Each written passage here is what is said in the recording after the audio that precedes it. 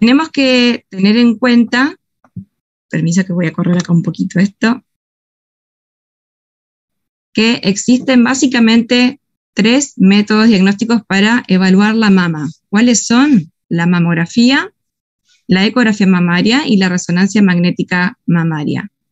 De estos 3 métodos, hay uno de ellos, que solo uno de ellos se utiliza como screening de detección precoz para cáncer de mama, que es la mamografía. ¿Está?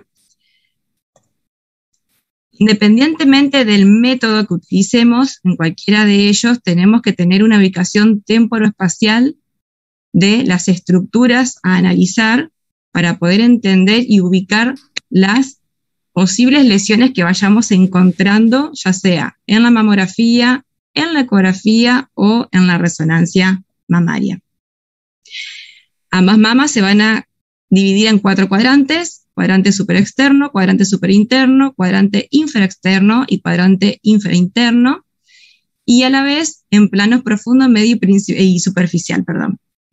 ¿Cuál es la idea de poder topografiar la mama? Para que primero sea un léxico entendible entre el ginecólogo y el radiólogo a la hora de entender de dónde estamos ubicando la lesión, y sobre todo porque generalmente la paciente viene derivada de ginecología, muchas veces con una masa o un nódulo palpable. Entonces, ya al tener una referencia en el pedido médico de dónde se está encontrando o se está palpando la lesión, uno también ya hace una búsqueda más dirigida. Es para mantener sobre todo un orden. Dijimos que la mamografía, de los 3 métodos diagnósticos que se utilizan para... ¿Escuchan bien? Dijimos que de los 3 métodos... ¿Escuchan bien, chicos? Sí, se escucha, profe. Bien. Dijimos que de los 3 métodos, el que se utiliza como screening para detección precoz de cáncer de mama va a ser la mamografía. ¿Qué tenemos que saber de la mamografía? ¿A partir de cuándo la vamos a solicitar? En realidad, fíjense el detalle de cómo queda sombreada en 2 palabras que hay que llevar a la práctica: el se debería y el se debe. En realidad se debería efectuar una mamografía en toda paciente a partir de los 35 años, tener una mamografía de base entre los 35 y 40 años, y a partir de los 40 años de edad de la paciente hay que solicitar una mamografía anual. No solamente en pacientes sintomáticas, sino también en asintomáticas, por eso justamente es para screening de detección precoz de cáncer de mama. En aquellas pacientes en donde haya antecedentes familiares de cáncer de mama antes de los 50 años, en esas pacientes el estudio mamográfico se va a adelantar en 10 años a la edad de aparición de ese cáncer en ese familiar de primer grado, ya sea una madre, una hermana o una hija. ¿En quiénes no va a estar indicada como primera instancia la mamografía? Va a ser en pacientes embarazadas, porque por supuesto utilizamos radiación ionizante, que es teratogénica, en pacientes que están en periodo de lactancia, en donde vamos a recomendar otro tipo de método diagnóstico como es la ecografía, y en pacientes menores de 35 años. ¿A quién se le ocurre por qué no va a ser una indicación precisa de mamografía en una paciente menor de 35 años? Porque la mama tiene más tejido denso. Exactamente, ya vamos a ver un poquito más adelante, pero básicamente tiene que ver con la densidad mamaria, donde esa alta densidad, que es típica de pacientes jóvenes, va a disminuir la sensibilidad diagnóstica de este método.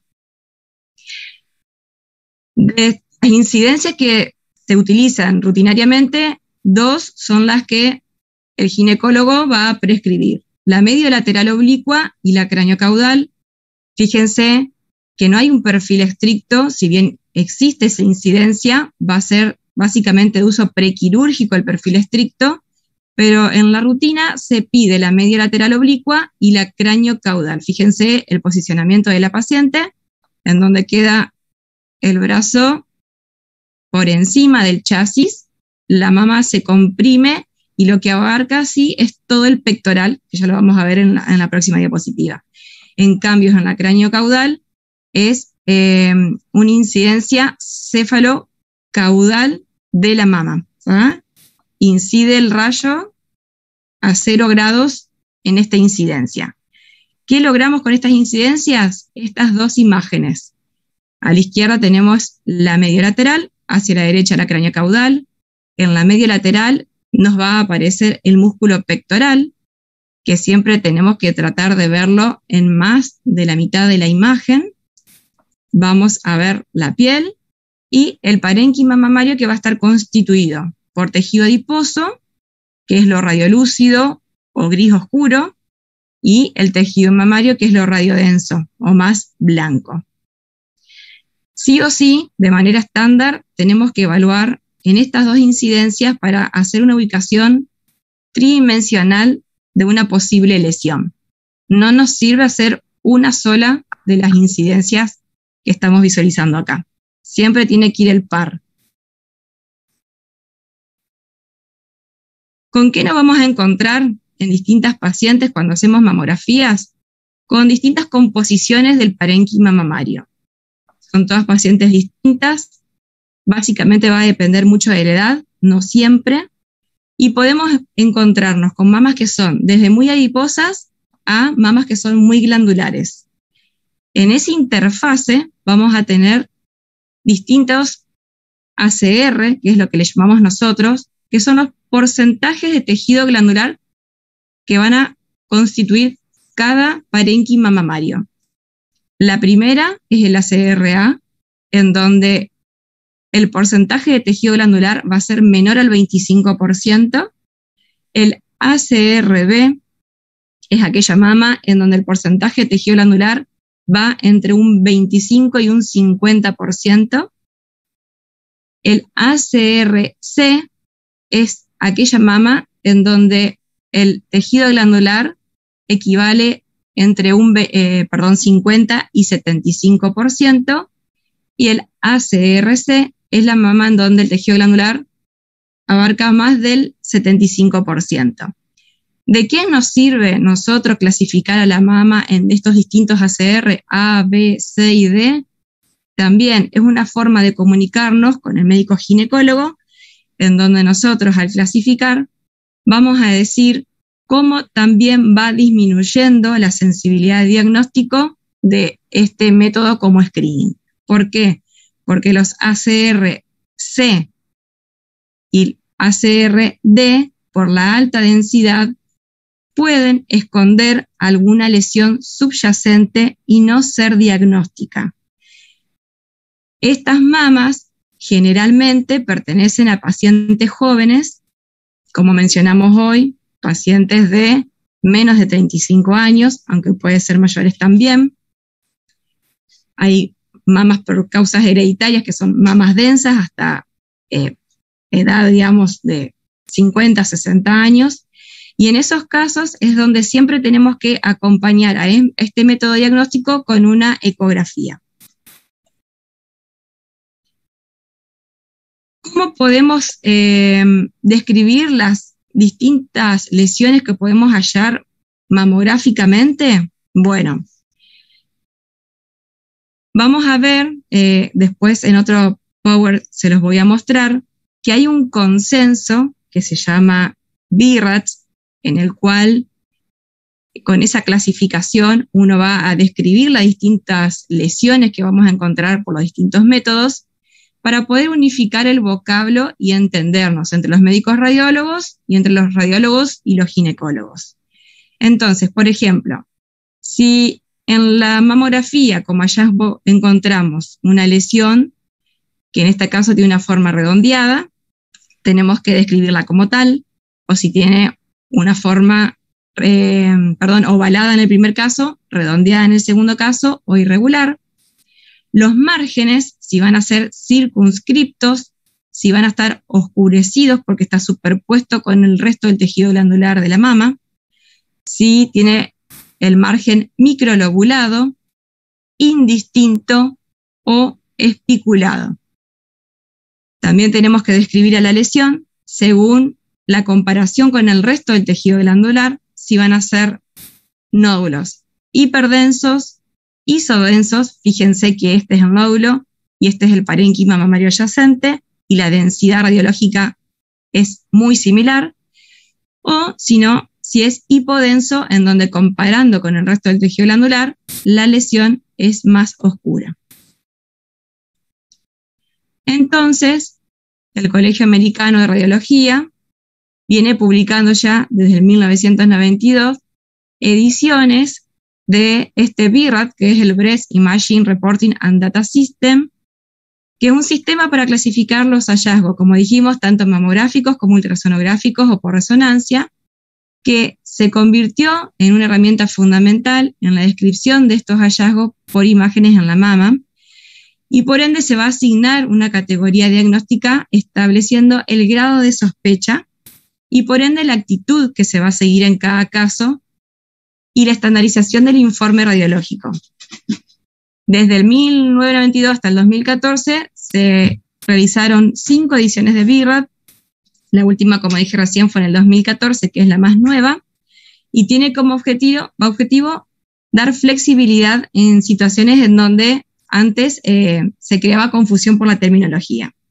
Entonces, siempre que ustedes vean un informe, ya sea ecográfico o mamográfico, siempre lo van a ver categorizado con estas definiciones que mencionamos antes, con respecto a la forma, a los márgenes y a la densidad.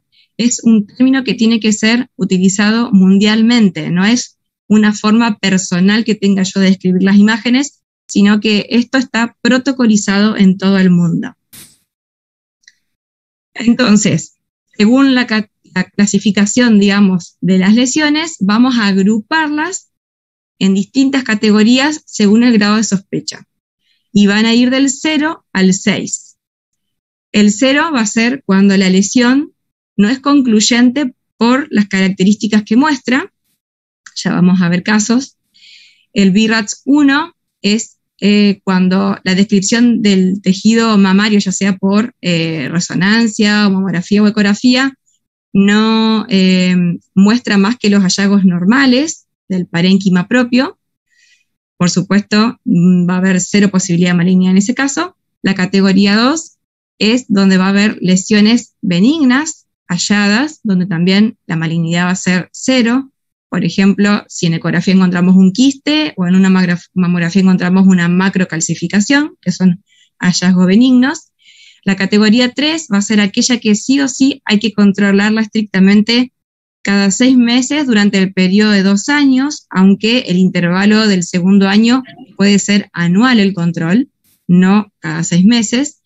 Y ya la categoría 4 y la categoría 5 son aquellas lesiones en donde por sus características, tanto de forma, de contornos o de densidad, van a ser sospechosas de patología maligna. En el caso de la categoría A, el porcentaje de malignidad y de sospecha de malignidad va a ser menor que con respecto a la categoría 5, en donde fíjense que el porcentaje va a superar los 95%. Y la categoría 6 se deja para aquellas lesiones en donde en un momento fueron categoría 4, categoría 5, que fueron punzadas, el diagnóstico fue positivo de carcinoma, entonces ahí se restablece como una categoría 6, es decir, es la lesión ya conocida como maligna. Fíjense, una mamografía en donde vemos su plano muscular pectoral conservado, la piel está de espesor normal, tiene una distribución simétrica del tejido glandular en ambas mamas, no hay lesiones de sospecha, tampoco tenemos lesiones benignas que nos hagan cambiar el BIRAD, entonces la categorizamos solamente como un BIRADS 1. Bien, BIRADS 1 es cuando se describe el parénquima normal sin acompañamiento de ningún tipo de lesión. El BIRADS 2 lo dejamos para aquellas mamas en donde se acompañan de lesiones puramente benignas, como son las macrocalcificaciones. Esto es un hallazgo sumamente habitual de encontrar en la mayoría de las mamas, sobre todo en pacientes adultas. ¿Alguien quiso hablar? El BIRAD 3 lo vamos a categorizar para aquellas lesiones que son ovales y de contornos circuncriptos, en donde la tasa de sospecha es muy baja, va a ser de hasta el 2%. El BRAF4, por ejemplo, en lesiones como estas, que se describen como asimetrías mamarias, fíjense la homogeneidad que tiene el parénquima mamario en las dos incidencias, pero hay un sector de la mama en donde se observa una zona de mayor densidad, en donde no podemos decir que tenga los contornos circunscritos, como en este caso. Al contrario, si tenemos que delimitarlo con un lápiz, no somos capaces de hacerlo. Esa es una lesión de alta sospecha, por eso la categorizamos como BRAF4. En las imágenes de abajo vamos a ver que al utilizar una técnica de magnificación, es como una lupa que se coloca en el mamógrafo, entonces de esa manera se amplía la imagen y al comprimirla hace que la imagen, en el caso que sea sospechosa, sobresalga y en el caso que no lo fuera, se atenúa. Entonces, en este caso, como la lesión sobresale y persiste, a pesar de la atenuación del rastreo del parénquima mamario, entra en una categoría de BRAF4. Y ejemplos de BRAF5, parecidos a lo que mencionamos recién, fíjense, toda esta zona que si la comparamos con la mama contralateral es asimétrica, porque en este caso tenemos tejido adiposo y sobre este lado tenemos un tejido que tenemos que estudiar, que podría llegar a ser parénquima mamario, pero si no tenemos mamografías previas para comparar, tenemos que sospechar y profundizar ese estudio, en este caso con una magnificación, y fíjense lo que pasa con la magnificación. Se acentúa la imagen y es acompañada a la vez con microcalcificaciones que en la incidencia habitual no lograban visualizarse. Esta es una imagen de alta sospecha de carcinoma, por eso se categoriza como BRAF5. Recuerden, de todas, BRAF4 y BRAF5 son las que requieren estudio histopatológico. Con respecto a la ecografía, no es un estudio de screening, sí es un estudio que va a complementar a la mamografía. Debe ser siempre guiado con un examen físico y con la mamografía, porque la tasa diagnóstica aumenta cuando uno va de manera ecodirigida, y es un método útil para las mujeres que son premenopáusicas con sintomatología mamaria y también ideal para evaluar lesiones quísticas en mujeres embarazadas o en periodo de lactancia, estos dos últimos casos que eran las no indicaciones de la mamografía. Profe, sí. Una pregunta. En los anteriores que teníamos que sumar la magnificación, al principio pusimos BRAF0. Sí, en esos casos vamos a poner BRAF0 porque la mamografía de por sí no era concluyente para hacer un diagnóstico. Ok. El BRAF0 es porque se necesita recategorizar con otro método, ya sea ecografía, magnificación o resonancia. Nunca puede quedar durante más de 30 días una paciente con una categoría de BRAF0. En ese plazo de 30 días, sí o sí la paciente debería, teóricamente, recategorizarse en cualquiera de los otros BRAF, salvo el BRAF6, que es ya conocimiento histológico. Profe. Bien. Puede pasar de un 0 a un 1, a un 2, a un 3, a un 4, a un 5. Profe, y en este caso que se pone un BRAF0, ¿tiene que la paciente volver al ginecólogo y que el ginecólogo le indique o puede directamente el imagenólogo hacer la magnificación? No, tiene que volver al ginecólogo y es el médico ginecólogo el que tiene que ordenar el método que generalmente el radiólogo le sugiere en el informe mamográfico. Al final tendríamos siempre que hacer una nota sugiriendo el mejor método por el cual ese BRAF se puede recategorizar. A veces va a ser con magnificación y a veces va a ser con ecografía, a veces solicitamos que sean con los dos métodos. Pero sí o sí el 0 se tiene que recategorizar. Profe. Sí. Ante una calcificación, ¿yo puedo hacer una magnificación también o no? Sí, si es de sospecha. Si es una macrocalcificación, no tiene indicación porque ya se categoriza como un BRAF2 de entrada.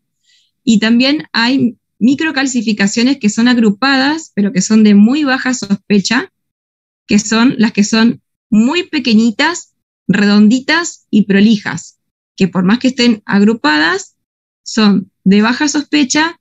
A veces, cuando son muchas y agrupadas, sí podemos hacer, solicitar un BIRRA, o sea, clasificarla como un BIRRA 3, en donde repetimos la mamografía a los 6 meses y vemos qué evolución tienen esas micros en 6 meses. Pero generalmente pedimos magnificación a través del BIRRA 0, para no entrar en este círculo de controles cada 6 meses con una mamografía. Tratamos de acortar los plazos con otro método, digamos, que sea de alta sensibilidad, ¿no? Que no genere dudas. Tengan en cuenta de que por ahí muchas veces no es fácil, digamos, mantener la continuidad de un control cada 6 meses durante 2 años en una paciente.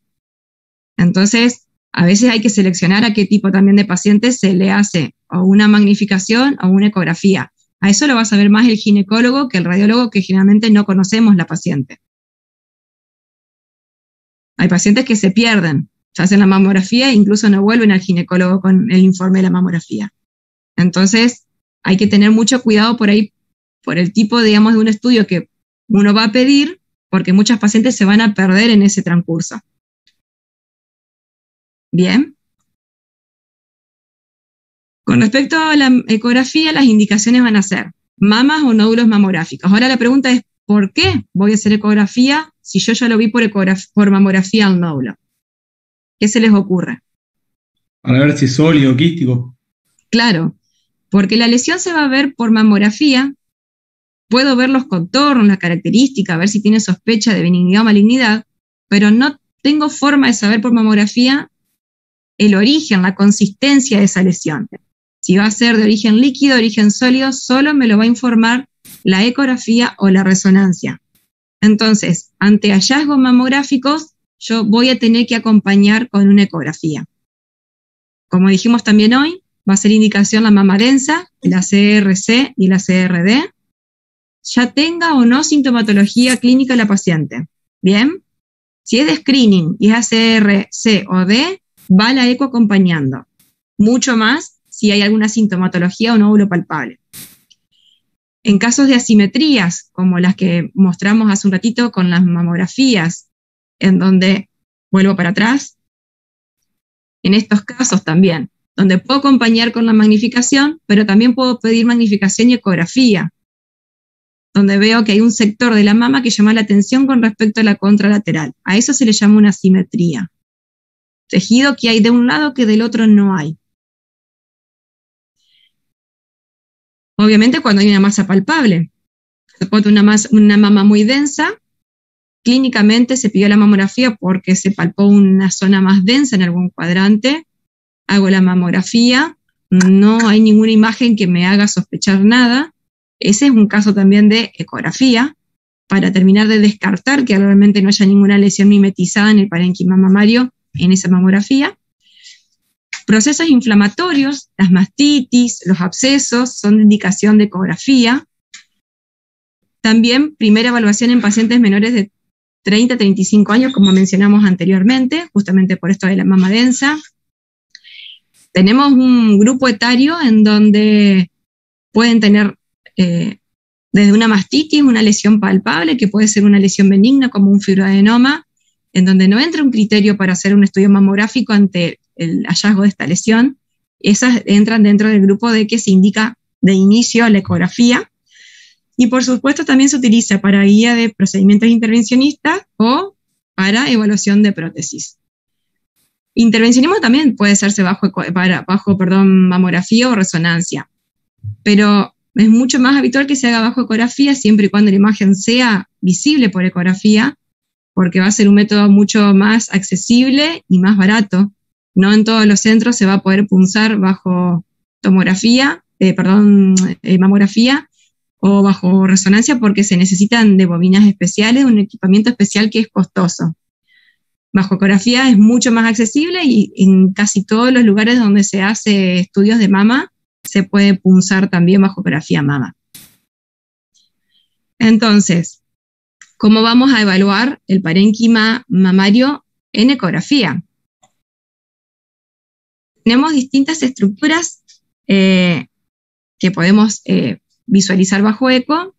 Tenemos el plano de la piel, se me perdió la flechita acá, plano de la piel, el plano del tejido celular subcutáneo preglandular, el plano del tejido glandular, plano graso retroglandular, plano pectoral, incluso podemos ver, si aumentamos la profundidad con el transductor, la costilla y la pleura. O sea que ven que el plano de evaluación es amplio. Por supuesto que esto va a cambiar porque no es lo mismo una mama pequeña que una mama grande, pero en líneas generales yo abarco toda la profundidad de la mama a la hora de evaluar con la ecografía.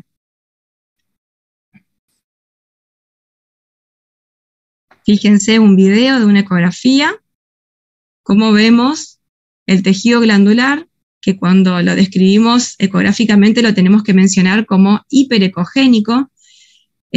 Algo que no les mencioné, cuando hablamos de las densidades radiológicas, se comparan siempre con el tejido glandular adyacente. Cuando hablamos de que los nódulos podían ser radiodensos, isodensos o hipodensos, en mamografía se comparan con el tejido glandular adyacente.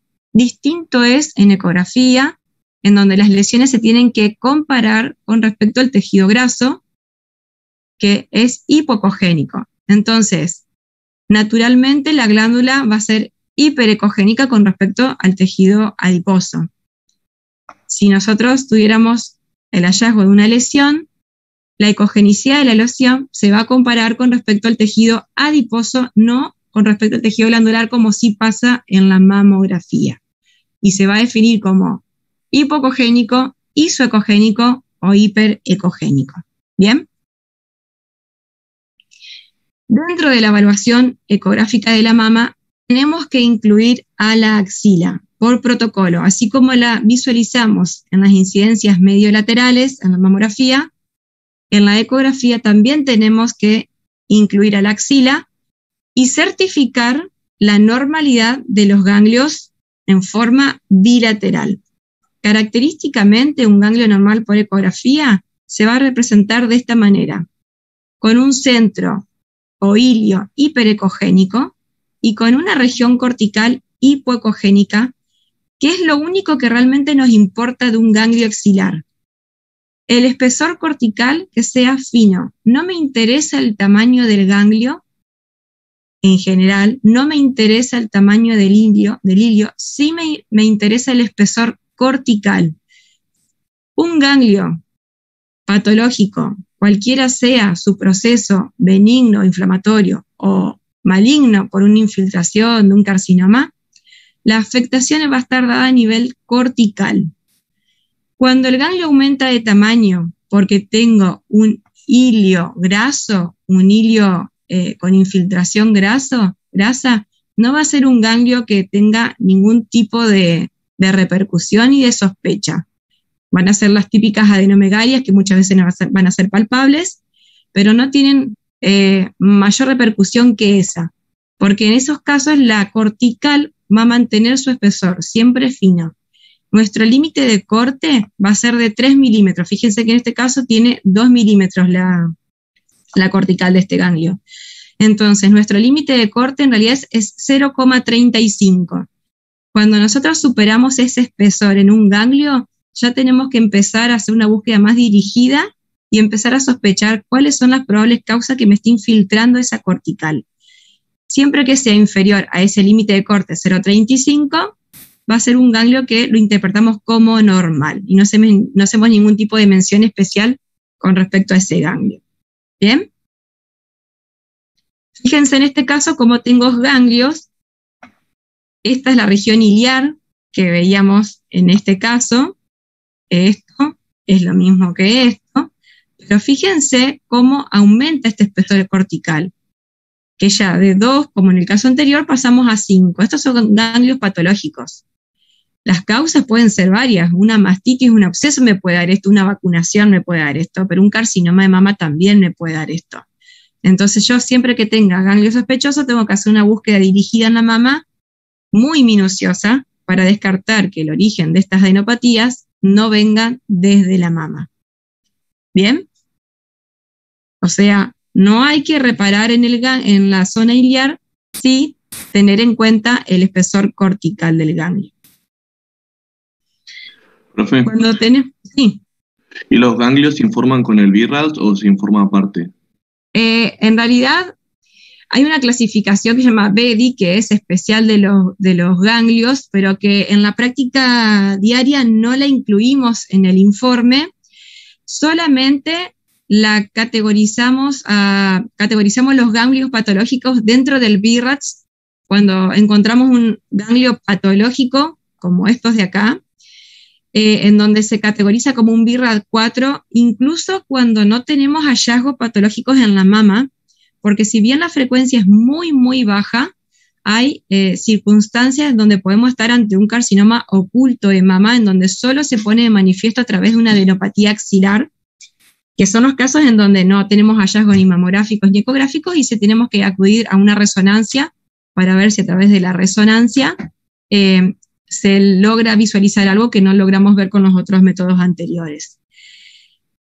Son ganglios que, si no tienen repercusión imagenológica en la mama, deben ser biopsiados para que sea el patólogo el que aclare el origen de esta inflamación. Bien, pero se categorizan como BIRAD 4, aunque no sea una lesión propia de la mama. Esto pertenece a axila. Profe. Sí.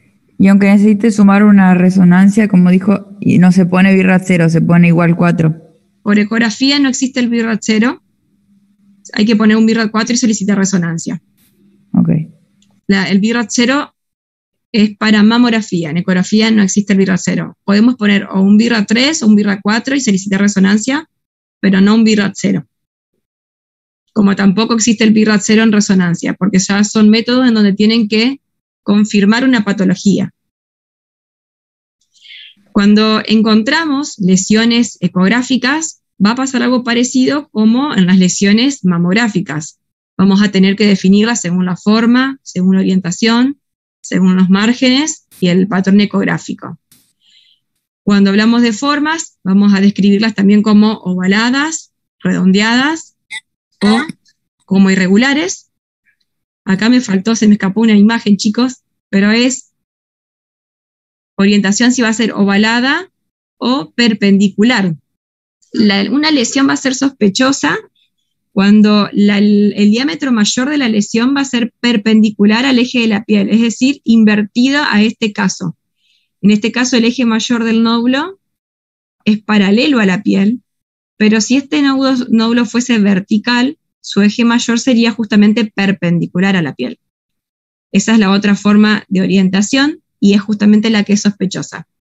Esta es una orientación benigna típica de los fibroadenomas, en donde puedo solicitar un BIRAD 3 para control, nada más que para asegurarme dentro de 6 meses que la lesión persiste estable, pero es de muy baja sospecha. Como es un BIRAD 3, voy a llegar hasta un 2% de sospecha de malignidad.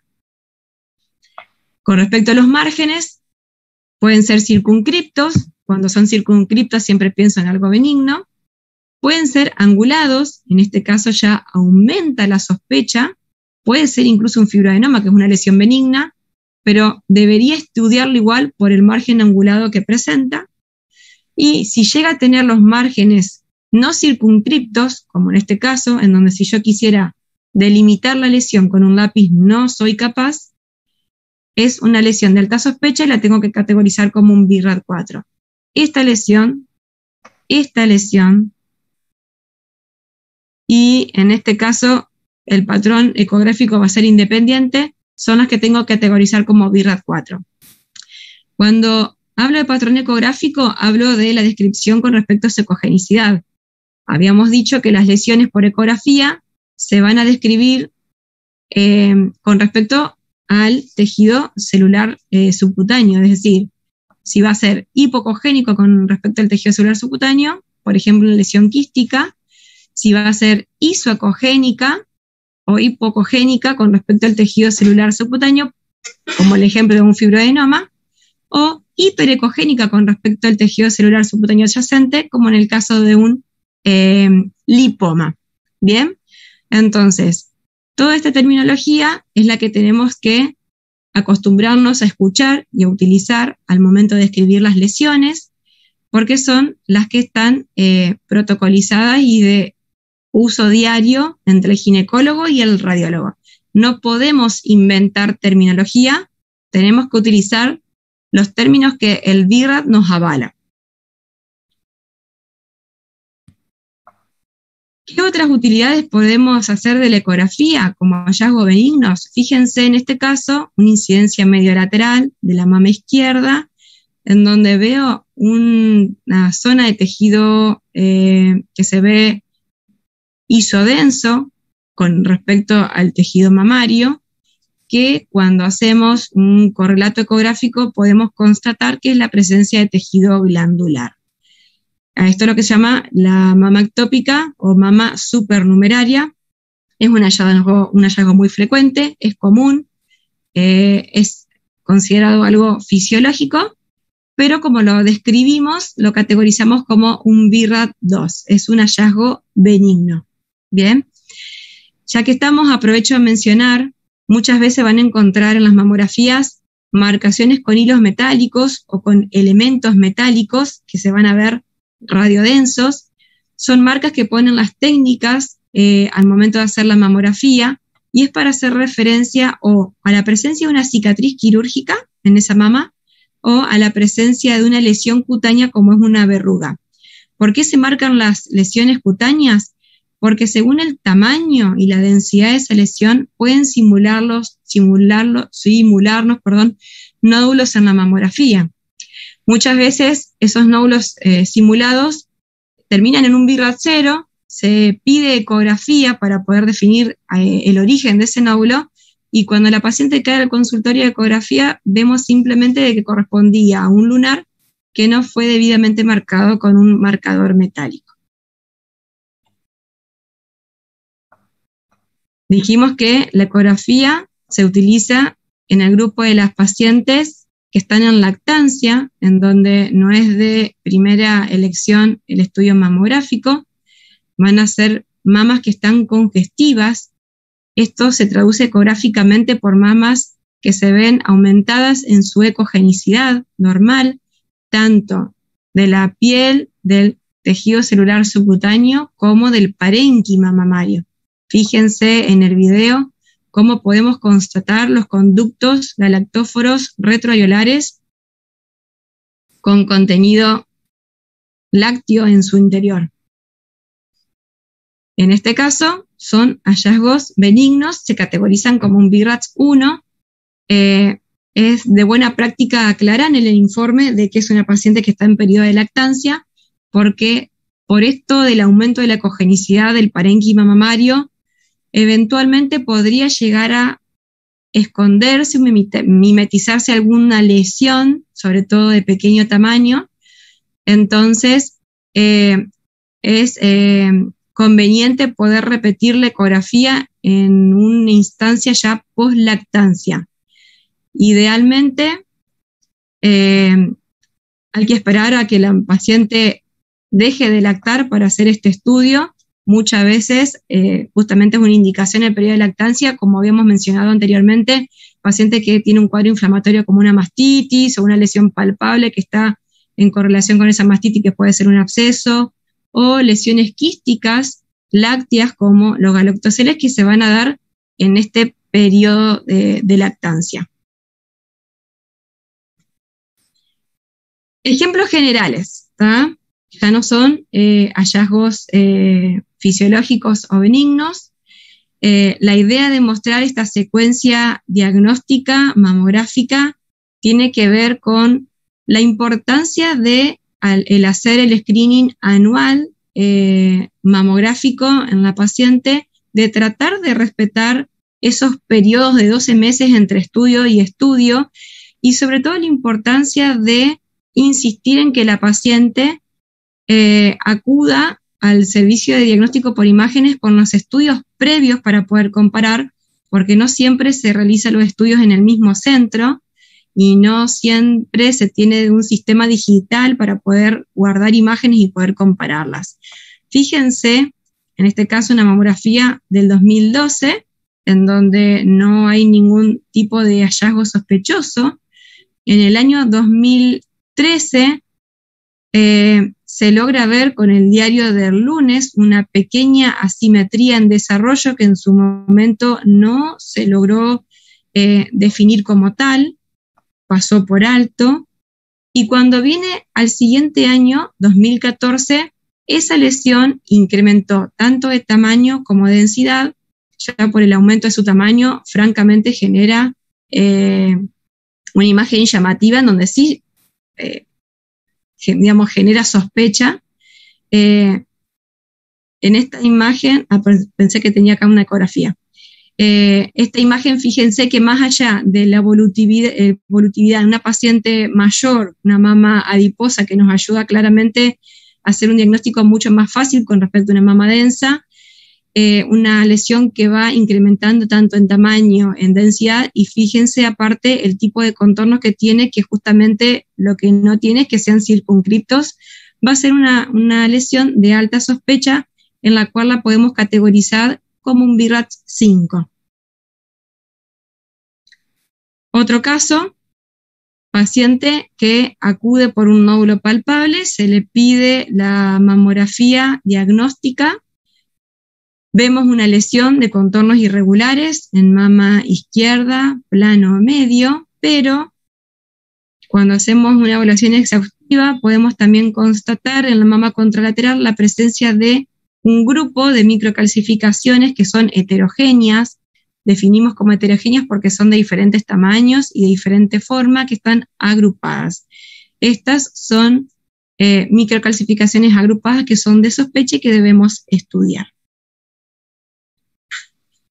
¿Cómo le estudiamos a estas microcalcificaciones que mencionamos anteriormente? Poniendo un BIRAT 0, solicitamos magnificación, y en la magnificación la categorizamos como un BIRAT 4 porque se confirman las características de heterogéneas y agrupadas.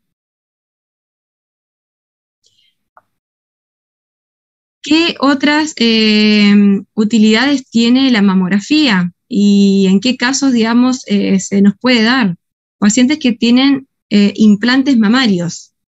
Hay que tener en cuenta de que hay una técnica que se llama de Eklund, en donde en pacientes que tienen implantes mamarios, hay que solicitarla siempre porque si no la pedimos, va a bajar la tasa diagnóstica de posibles lesiones que se puedan encontrar en el parénquima mamario, que se pueden mostrar superpuesta a la radiodensidad de este implante que se superpone. Fíjense que nosotros al hacer la incidencia medio lateral vamos a comprimir la mama y se van a superponer estructuras desde el lado interno de la mama hasta el lado externo de la mama, y entre medio vamos a visualizar la alta radiodensidad que aporta este implante, y por ende si tuviéramos una lesión sospechosa a esta altura, con esta densidad que aporta el implante no la vamos a poder visualizar. Entonces, si bien existe la mamografía con el implante incluido, sí o sí tenemos que solicitar la técnica de Eklund. ¿En qué consiste la técnica de Eklund? Fíjense el gráfico que tienen acá arriba. La técnica lo que hace es pellizcar la mama con mucho cuidado y delicadeza, va a retraer el parénquima mamario hacia anterior y va a desplazar el implante hacia posterior.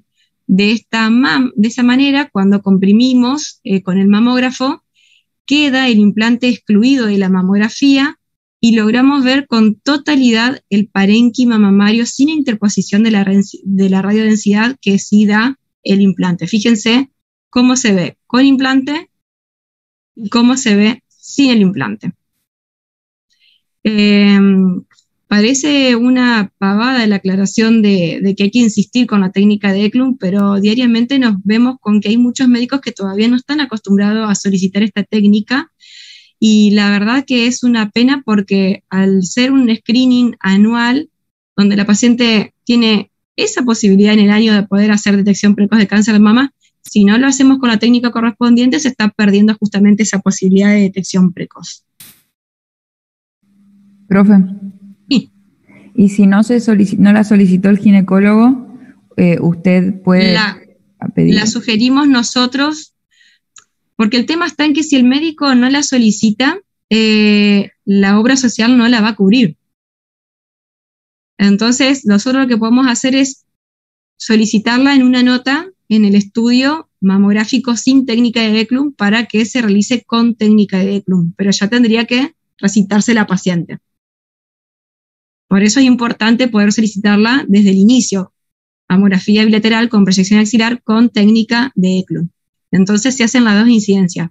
Va a ir esta y a la vez se va a agregar esta. No es que solamente se hace esta sola. ¿Bien?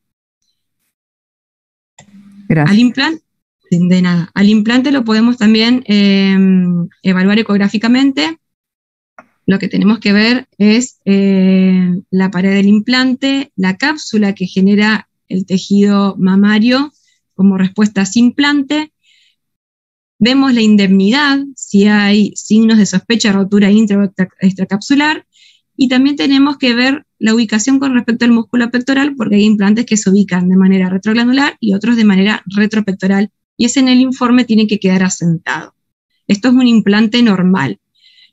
Podemos encontrar pliegues de estas características que son pequeños, que son totalmente normales. Esto no significa que el implante esté roto. No obstante, podemos encontrar signos ecográficos de rotura tanto intra o extracapsular. Vamos a encontrar signos ecográficos de rotura intracapsular cuando la silicona dentro del implante cambia su ecogenicidad. Fíjense acá cómo se ve bien, anecogénica, bien negra, y cuando tiene rotura intracapsular cambia su ecogenicidad a un aumento de la misma, se ve mucho más clara, más blanca. Y también podemos encontrar silicona por fuera del implante, que es todo esto que les señalo acá. Fíjense este detalle.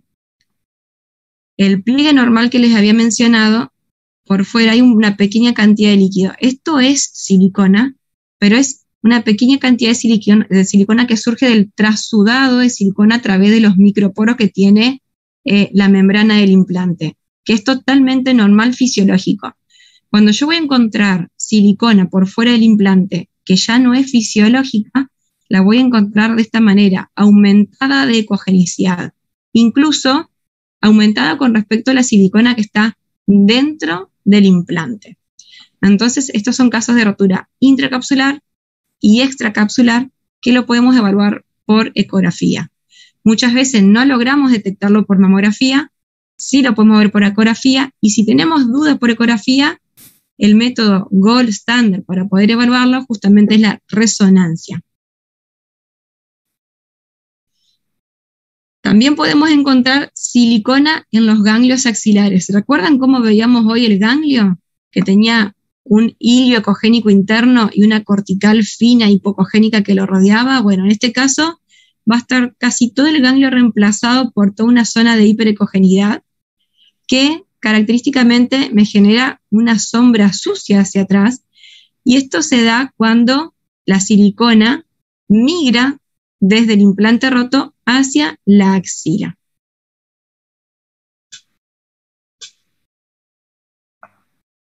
Otro casito medio parecido al que les mostraba hoy, de una paciente donde, acá me está tapando, pero esta era del 2019, la imagen de arriba era del 2019, en donde se hace un screening anual y en donde se había puesto un BRAF 1 porque no hay hallazgos, digamos, que sean de sospecha ni tampoco hallazgos benignos.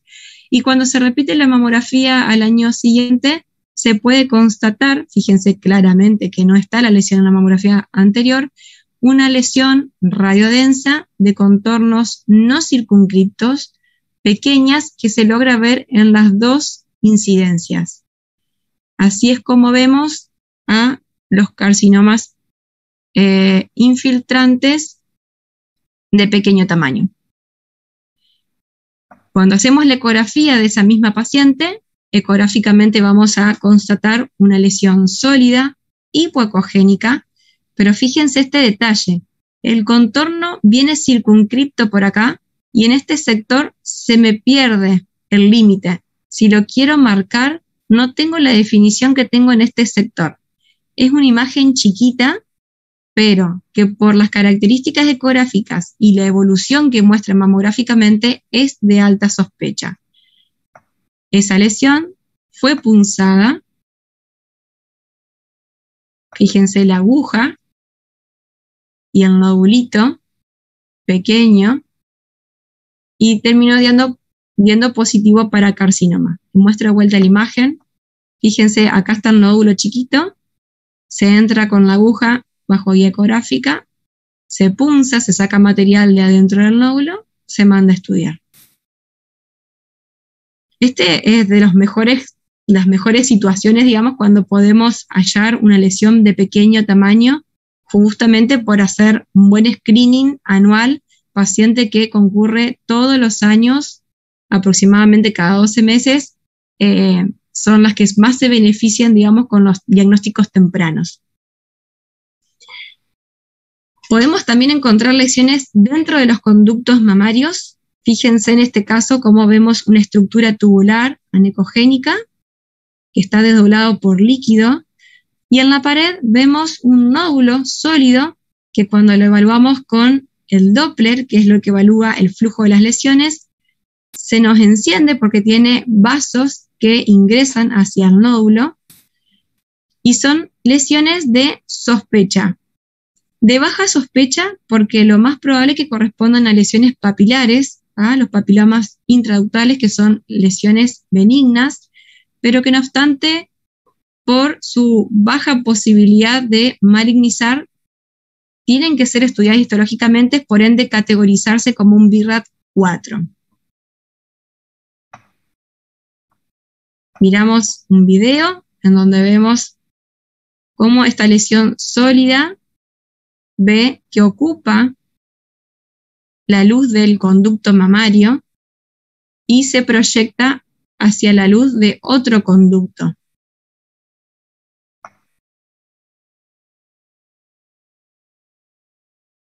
Estas son lesiones que sugieren ser papilomas, pero que no obstante deben ser estudiadas histológicamente.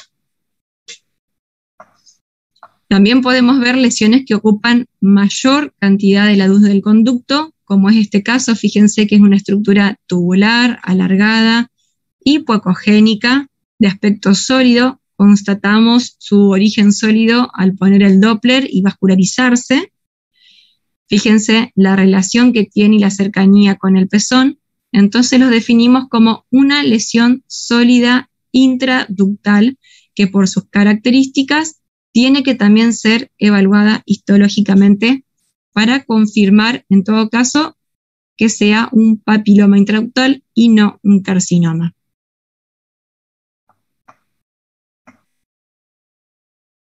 Fíjense cómo se ve claramente cómo rellena toda la luz del conducto. En este sector se ve, cuando lo ven anecogénica, es el sector libre. Les muestro de vuelta. Ahí se alcanza a ver algo de líquido que está dentro del conducto y el resto está todo repleto por un tejido sólido que está creciendo en forma endoluminal.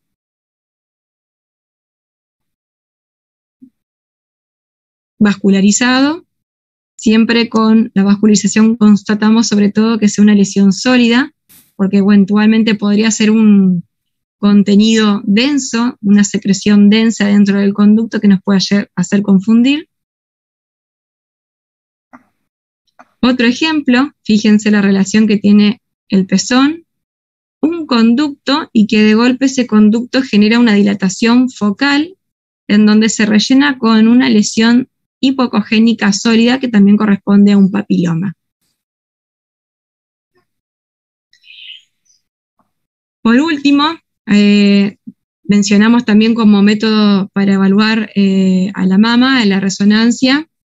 Es un método de alta sensibilidad para diagnóstico de patología benigna y maligna mamaria.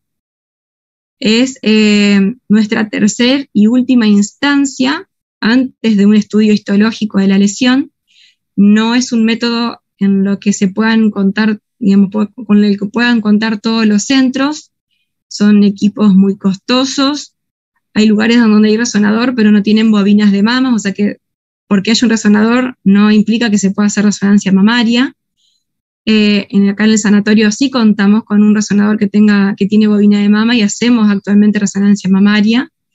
Y es un método al cual acudimos cuando no logramos definir imágenes de baja o de alta sospecha por resonancia. Entonces las indicaciones que van a tener la resonancia son evaluar la extensión local de la enfermedad en el cáncer preoperatorio, pacientes en donde, por ejemplo, se hizo mamografía, se completó con ecografía y con punción, se confirmó la malignidad de la lesión, y en donde queremos definir la verdadera extensión, sobre todo en extensiones que sean lesiones que sean extensas y grandes, irregulares, para definir bien el tamaño tumoral. Utilizamos resonancia prequirúrgica para evaluar lesiones clínicas, mamográficas o ecográficas que no sean concluyentes, aquellas donde generan dudas, ahí solicitamos resonancia. Para evaluar los implantes mamarios en donde hay dudas en la ecografía, para evaluar la mama operada e irradiada, porque es una mama que tanto en la mamografía y en la ecografía va a generar mucho artefacto y mucha alteración arquitectural, en donde muchas veces puede prestarse a dudas. Entonces ahí nos da una mano la resonancia en de que asegurarnos de que haya una lesión, digamos, concomitante o no. En casos de carcinoma oculto de mama, como habíamos mencionado el caso de los ganglios patológicos en axila, pero que no había correlación ni ecográfica ni mamográfica. En pacientes de alto riesgo familiar, en donde hay una herencia alta de antecedentes de cáncer de mama, son pacientes que tienen que hacerse como screening, resonancia mamaria y monitoreo de respuesta al tratamiento quimioterápico. Generalmente pacientes en donde se hace tratamiento de neoadyuvancia antes de la cirugía, también se hacen controles bajo resonancia para ver la respuesta tumoral a ese quimioterápico y poder, digamos, reestadificar a la paciente si hubo o no respuesta al tratamiento prequirúrgico. Básicamente las lesiones por resonancia también se van a describir muy parecidas a las descritas por ecografía o por mamografía en cuanto a los contornos, a las formas, también con respecto a su intensidad, pero la diferencia que tiene la resonancia con respecto, digamos, a los otros métodos, que más allá de las características morfológicas de las lesiones, que también lo aportan los otros métodos, esto aporta un dato que es de alta importancia, que no la tiene ni la mamografía ni la ecografía, que tiene que ver con la captación del medio de contraste que se utiliza, que es el gadolínio, en esas lesiones, sobre todo las que son de alta sospecha, las cuales van a generar distintos tipos de curvas de menor sospecha o de mayor sospecha, según el tipo de lesión que sea. Lesiones que sean de baja sospecha van a generar curvas de tipo 1 o tipo 2, que son las verdes y la amarilla, y las lesiones de alta sospecha van a generar curvas como la roja, que son las de tipo 3, en donde van a tener una alta captación del medio de contraste y un rápido lavado, y tiene que ver por estos vasos de neoangiogénesis que justamente tienen las lesiones malignas. Entonces, la importancia de la resonancia es que aparte de poder categorizar las lesiones por la morfología, también se categorizan según el tipo de captación del medio de contraste que tengan. Y en base a eso... Profe, sí. ¿Se usa siempre contraste? Sí, si es por pedido de una lesión que se ve en los métodos anteriores. No se usa contraste cuando es solamente para sospecha de implante mamario roto. Si se hace una resonancia solo por el implante y en la resonancia sale alguna lesión que pueda por morfología ser sospechosa, ahí se agrega contraste. Pero solo en esa situación de que la resonancia se pida para evaluación de implante, solo ahí no se solicita con contraste, sino siempre. porque es la ventaja que me ofrece la resonancia con respecto a los otros métodos. Gracias. ¿Bien? Veo que hay un montón de preguntas que no vi ninguna. ¿No? ¿Alguna otra pregunta, chicos? Profe, Sí. en la lactancia no me había quedado claro por qué se hacía eco, porque no se veía bien la mamografía. Lo que tiene la lactancia, o sea, no es que no se pueda hacer la mamografía. Según la sospecha, es una herramienta que podemos utilizar la mamografía, pero inicialmente el primer método al que tenemos que acudir es a la ecografía, porque es una mama que está congestiva, que primero el estudio mamográfico puede ser muy molesto por la congestión mamaria y porque aumenta la densidad mamaria, la lactancia, entonces puede disminuir la sensibilidad del método como diagnóstico. Y en este caso va a ser más sensible a la hora de intentar diagnosticar alguna lesión benigna o maligna, la ecografía, que la mamografía.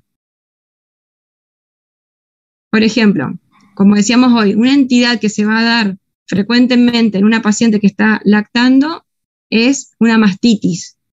En la mastitis, los cambios ecográficos son patognomónicos, son muy claros. No, difícilmente haya dudas a la hora de hacer el diagnóstico ecográfico.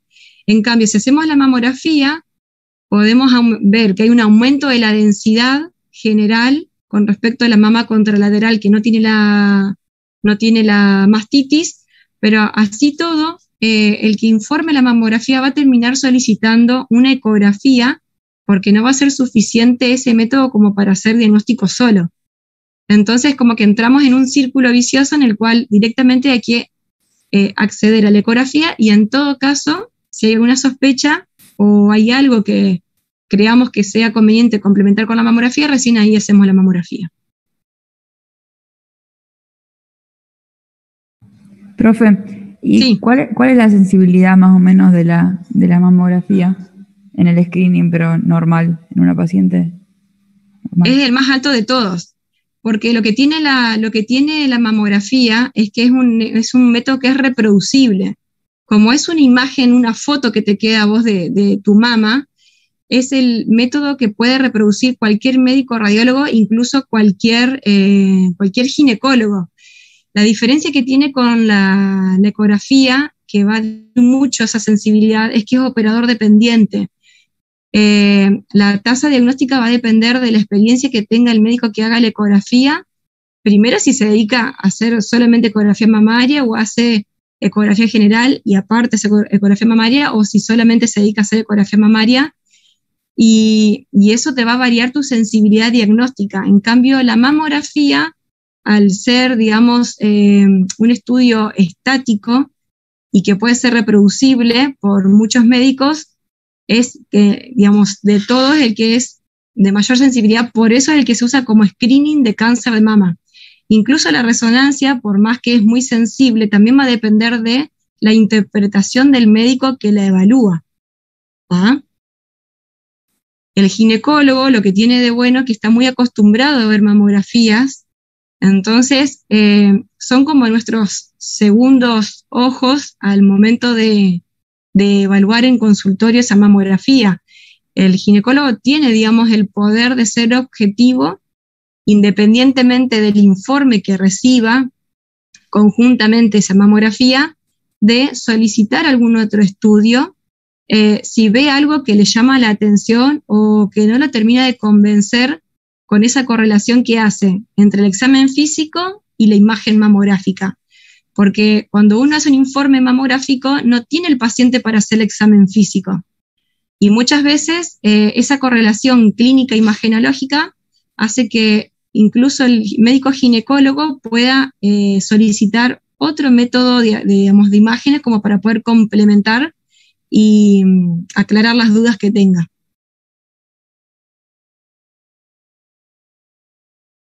¿Alguna otra pregunta, chicas? Profe, Sí. en el tema acá me quedó una duda con el tema del contraste. Lo benigno se tiñe lentamente, pero el contraste persiste. Persiste.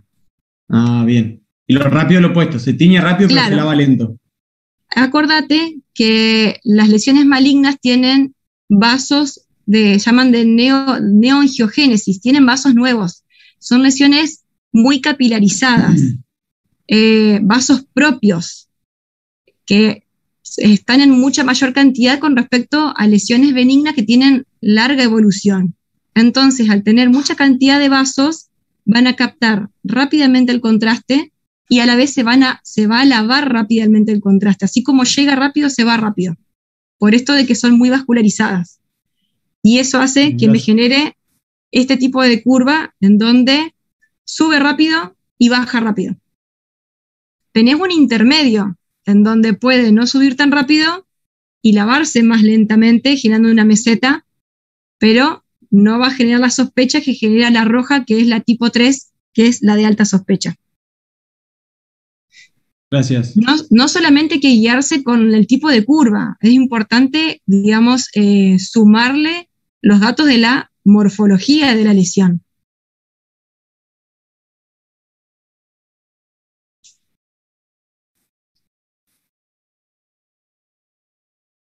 ¿Alguna otra duda, chicos?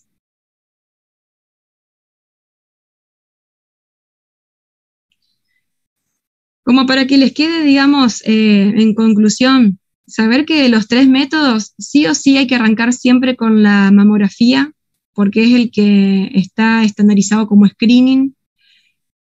Siempre, ya sea a un paciente, a un familiar, insistir de que sea un estudio que se haga una vez al año. Es importantísimo ver esta secuencia anual de la mamografía, porque es ahí donde nosotros podemos llegar a hacer una detección temprana, un cáncer de mama de pequeño tamaño.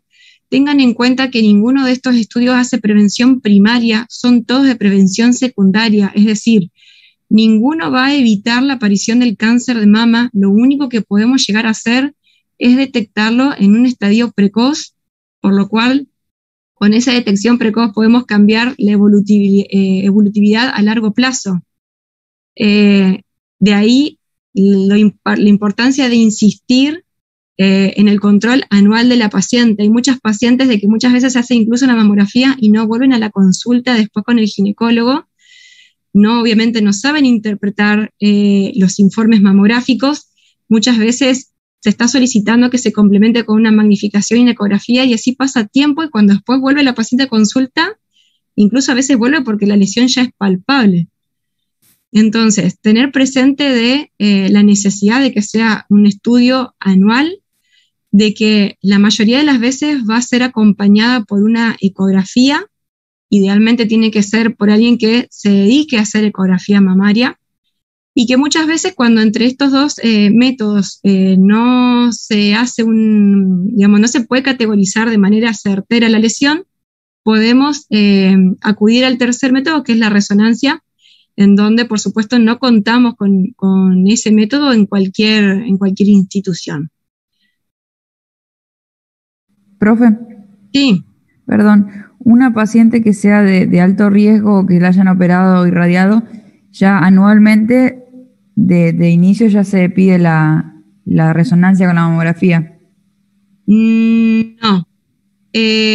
A ver, son indicaciones, no se logran llevar para todas las pacientes. Generalmente siempre entran en el protocolo primero de mamografía y de ecografía. Cuando hay sospecha de mamografía y ecografía, ahí sí se acude a la resonancia. Tengan en cuenta que no muchas veces son autorizadas por las obras sociales tan fácilmente. Entonces, siempre hay que arrancar con los otros dos métodos antes, pero saber que es el método de mayor sensibilidad en esos casos. Gracias. De nada.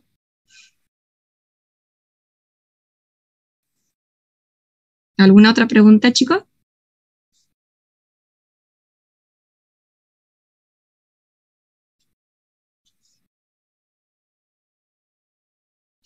Yo les voy a dejar mi mail por cualquier consulta que quieran realizar, la pueden hacer vía mail, pueden preguntarme lo que quieran, yo en algún momento que pueda se los voy a responder.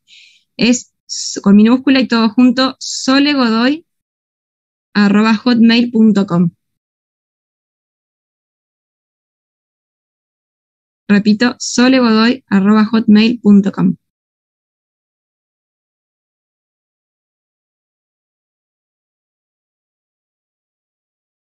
Bueno, si no tenemos ninguna otra duda para hacer, vamos dando por finalizada la clase, chicos, que ya nos pasamos un montón. Gracias, profe. No, de nada. Muchas gracias, Bueno, profe. espero que no tengan demasiadas dudas y